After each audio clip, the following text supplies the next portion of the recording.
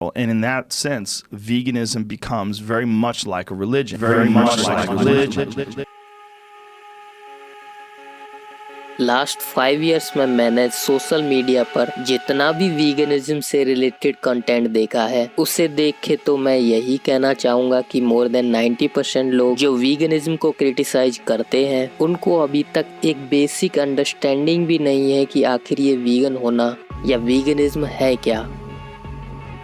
India का premiere newspaper है economic times, उसके टाइटल में लिखा है वीगन इन्फ्लुएंसर गेट्स स्कूल्ड। पहले तो मुझे थोड़ी हैरानी हुई कि क्या हो गया, क्या बात हो गई कि शी गेट्स स्कूल्ड। आर्टिकल पढ़ा मैंने, दूसरे तीसरे लाइन में लिखा है कि she was promoting her vegetarian lifestyle. तो इतने बड़े न्यूज़पेपर के टाइटल में लिखा हुआ है वीगन, तो मुझे लगा कुछ तो गहरी बात करी होगी, कुछ तो वीगनिज्म के बारे में बताया होगा, लेकिन ऐसा कुछ भी नहीं है। तो बहुत बड़ी प्रॉब्लम है दोस्तों। पहला कि मेन स्ट्रीम मीडिया ने हमेशा ही एकदम एथेटिक जॉब किया है वीगनिज्म के बारे में इंफॉर्मेशन देने में, हमेशा वीगनिज्म से संबंधित आलतू फालतू बातें करी है। इससे ये भी समझ आता है कि मोस्टली लोगों का पर्पस किसी भी तरह से इसको बस क्रिटिसाइज करना है, मतलब वो पहले ही अपना माइंड बना चुके हैं कि ये मेरे लिए नहीं है या ये मुझे नहीं करना है। बात याद रखना, आप वेज बनो नॉन वेज बनो आपकी मर्जी, वीगन नहीं बनो। मुझे ना वीगन लोग नहीं पसंद। सही है, गलत है, पॉसिबल नहीं है, ये तो बाद की बात है, लेकिन किसी चीज को रिजेक्ट करने के लिए एटलीस्ट इतना तो जानना मस्ट है कि वो है क्या। People do not know what veganism is. We need more awareness. लेकिन लोग क्रिटिसाइज और कमेंट करने में इतना जल्दी दिखाते हैं और फिर उसी में इतने बिजी हो जाते हैं कि वो एक पॉइंट पर ये सब भूल जाते हैं कि वो आखिर बोल क्या रहे हैं। I'm intrigued that vegetarians in particular will focus on the baby version of the plant they would otherwise be eating. Baby spinach, baby carrots, baby arugula, baby this, baby that. And on the sort of reproductive organs of plants. So let's eat the flowers or the seeds or the nuts. ये confusion सिर्फ individual level पर नहीं है, ये society level का भी problem है।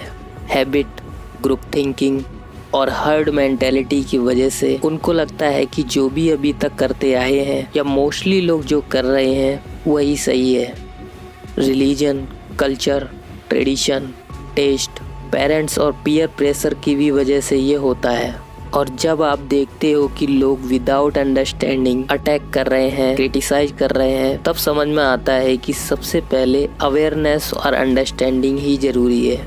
Veganism को बिना समझे या जाने क्रिटिसाइज करने लग जाना एक बायस्ड ओपिनियन हो जाता है, इग्नोरेंस हो जाता है। इसीलिए नॉन वीगन जनरली डिस्कशन में मीनिंगलेस बातें करने लग जाते हैं। Plucking an apple necessarily means you're taking a plant's child, you're taking a plant organ out of it. And plants literally do attack your system, that actually in a good way. Literally, as you digest fruits and veggies, they minorly attack your system. और कितनी बार तो खुद को ही contradict करने लग जाते हैं। इसीलिए ये जरूरी हो जाता है कि पहले हम समझ लें कि आखिर ये है क्या।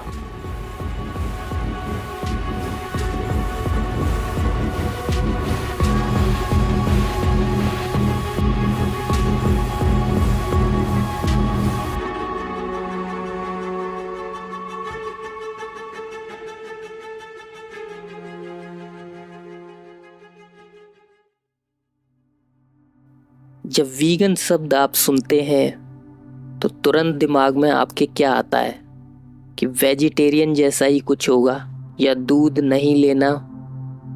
वेगन लोग वो होते हैं जो प्योरली प्लांट बेस्ड डाइट ही लेते हैं।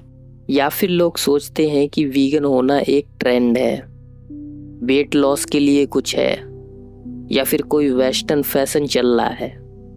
लेकिन असल में वीगनिज्म इन सब चीज़ों से ज़्यादा गहरा और ज़्यादा इम्पोर्टेंट चीज़ है। वीगनिज्म कोई डाइट नहीं है, ये एक फिलॉसफी है, जीवन जीने की एक दृष्टि है।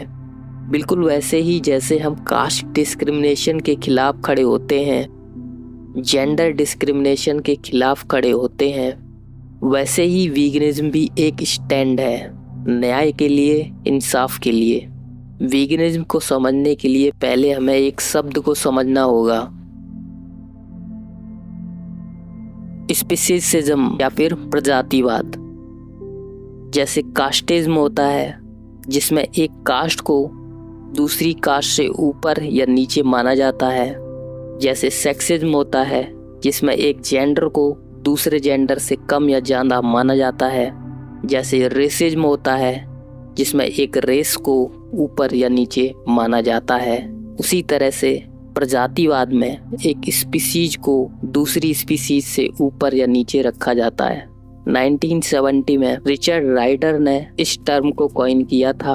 उन्होंने हाईलाइट किया कि कैसे हम एनिमल्स के साथ अनफेयर होते हैं, जबकि इसको जस्टिफाई करने के लिए हमारे पास ऐसा कुछ नहीं है। ये जस्टिफिकेशन सिर्फ हमारे पास वही है जो रेसिज्म में यूज होता है या इसी तरह के किसी और भेदभाव में यूज होता है। राइडर ने कहा, Speciesism is racism and both overlook or underestimate the similarities between the discriminator and those discriminated against।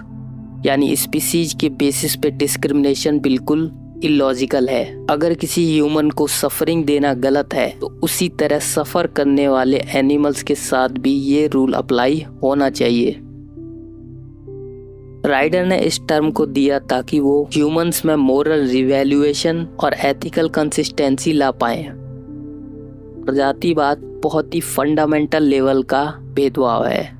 जैसे जातिवाद एक इंसान को उसके जन्म के बेसिस पे ऊपर नीचा ट्रीट करना बताता है, वैसी एनिमल्स के केस में होता है ये प्रजातिवाद। मतलब एक स्पीसीज को स्पेशल समझ के उसको रिस्पेक्ट देना और दूसरी स्पीसीज को रिसोर्स समझ के उसको यूज कर लेना। एग्जाम्पल, डॉग जनरली दोस्त माना जाता है, फैमिली मेंबर समझा जाता है, लेकिन वहीं एक बकरी को मार दिया जाता है ताकि उसका स्वाद लिया जाए। जैसे कि तोता या मोर बहुत सुंदर होता है, लेकिन चिकन उसको मार के स्वाद लिया जाता है, उसको उतना सुंदर नहीं माना जाता है।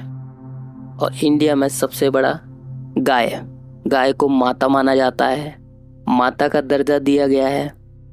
अब ये बात अलग है कि माता बोल के भी उसका अच्छा खासा शोषण किया जाता है,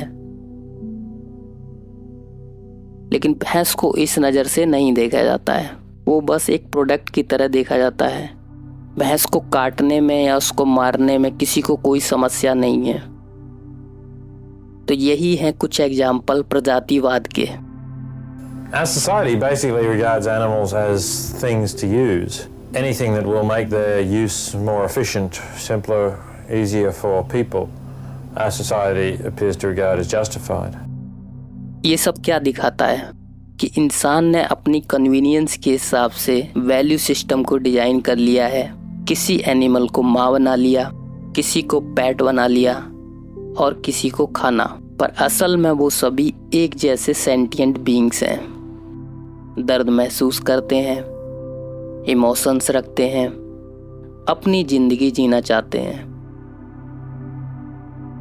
प्रजातिवाद का मतलब ही ये है जन्म के बेसिस पे डिस्क्रिमिनेशन करना, जैसा कि हमने जातिवाद में देखा। हमारी सबसे बड़ी कंडीशनिंग यही है, ह्यूमन सबसे सुपीरियर स्पीसीज है। इसी सुपीरियरिटी कॉम्प्लेक्स से सब डिस्क्रिमिनेशन निकलता है, जैसे कास्टिज्म, रेसिज्म, सेक्सिज्म और ये प्रजातिवाद।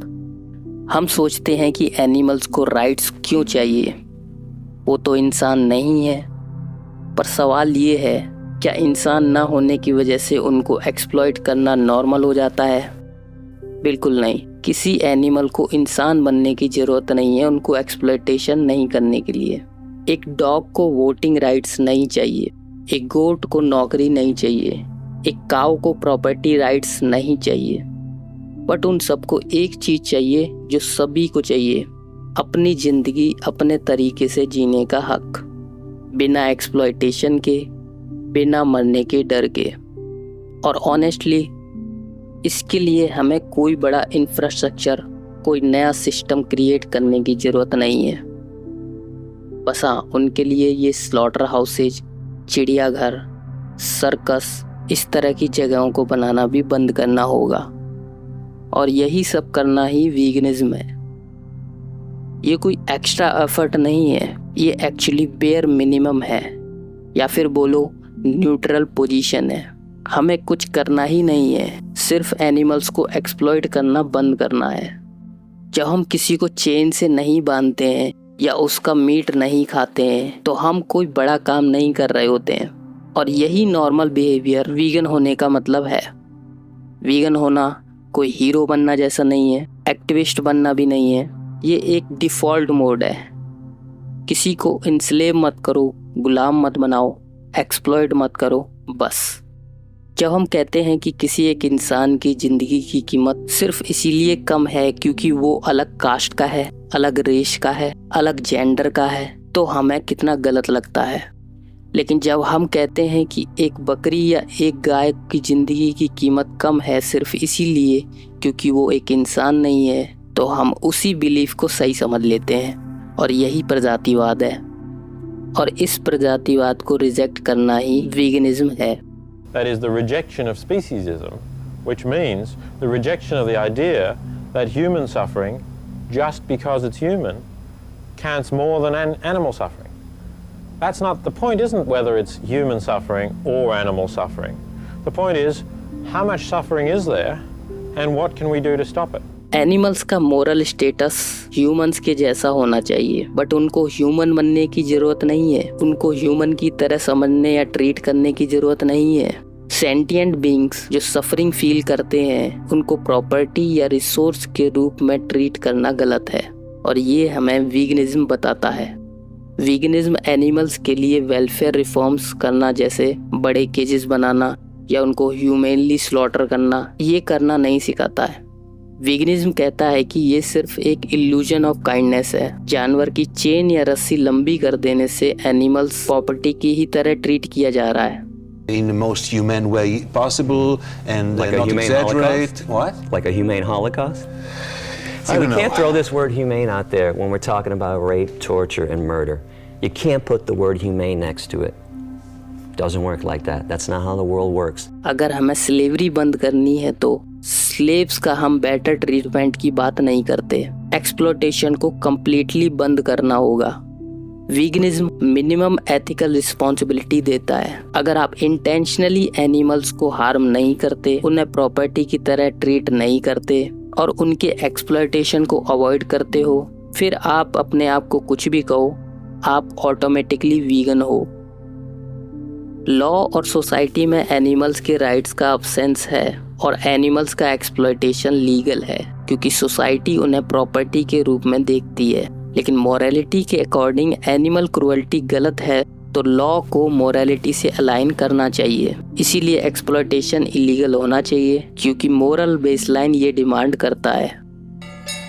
इंडिया में लोग अक्सर कहते हैं कि हम तो पहले से ही अहिंसा वाले हैं, हम वेजिटेरियन हैं, हम तो जानवर को दुख नहीं देते हैं। लेकिन असल में हमारी डेली प्रैक्टिसेस इस आइडियोलॉजी के खिलाफ जाती है। एक तरफ हम गणेश चतुर्थी पे गणेश जी को भोग लगाते हैं, उनको पूजते हैं, लेकिन दूसरी तरफ हम चूहों को आराम से मार देते हैं। एक तरफ हम गाय को माता मानते हैं, उनको पूजते हैं, और दूसरी तरफ उनका यौन शोषण करके उनसे दूध लेते रहते हैं, उनके बच्चे को उनसे अलग कर देते हैं। ये कॉन्ट्राडिक्शन तभी समझ आता है जब हम वीगनिज्म के एंगल से इसको देखते हैं। वीगनिज्म ये कहता है कि जानवर हमारे लिए रिसोर्स नहीं है, न खाने के लिए, न पहनने के लिए, न एंटरटेनमेंट के लिए, न साइंस एक्सपेरिमेंट के लिए। सभी जानवर अपनी ज़िंदगी अपने लिए जीते हैं जैसे हम जीते हैं। उनके अपने इंटरेस्ट होते हैं, जीना, दर्द से बचना, अपने बच्चों के साथ रहना, और उनके ये इंटरेस्ट इंसान के टेस्ट, इंसान के कन्वीनियंस, इंसान के कल्चर से कहीं ज़्यादा इम्पोर्टेंट है। ये बात समझना ज़रूरी है कि वीगन होना कोई एक डाइटरी ट्रेंड नहीं है। कोई अगर डाइट के लिए वीगन हो रहा है तो असल में उससे वीगन होने का मतलब अभी नहीं पता है। हाँ, कुछ लोग हेल्थ या एनवायरनमेंट के रीजन से वीगन बन जाते हैं, लेकिन वीगनिज्म का असली एसेंस है जस्टिस। तो अगर कोई वीगन बोलता है कि वो वीगन है, तो इसका मतलब ये है कि वो इंसान ये मान चुका है कि जानवर इंसान के रिसोर्सेज नहीं हैं। और सबसे इम्पोर्टेंट बात, वीगनिज्म को वेजिटेरियनिज्म के साथ कंपेयर करना ही गलत है। वेजिटेरियन होना एक डाइट प्रेफरेंस है। कोई दूध खाता है या नहीं, अंडा खाता है या नहीं, ये डाइटरी प्रेफरेंस है। लेकिन वीगनिज्म उससे कहीं आगे है, उससे कहीं अलग है। ये एक एथिकल स्टैंड है। ये कहता है कि जिस तरह कास्ट के नाम पे इनइक्वालिटी गलत है, जिस तरह जेंडर के नाम पे इनइक्वालिटी गलत है, उसी तरह से स्पीसीज के नाम पे इनइक्वालिटी भी गलत है। Gary, how do you define veganism? Veganism is an ethical principle about not thinking that animals were put on this earth for human use.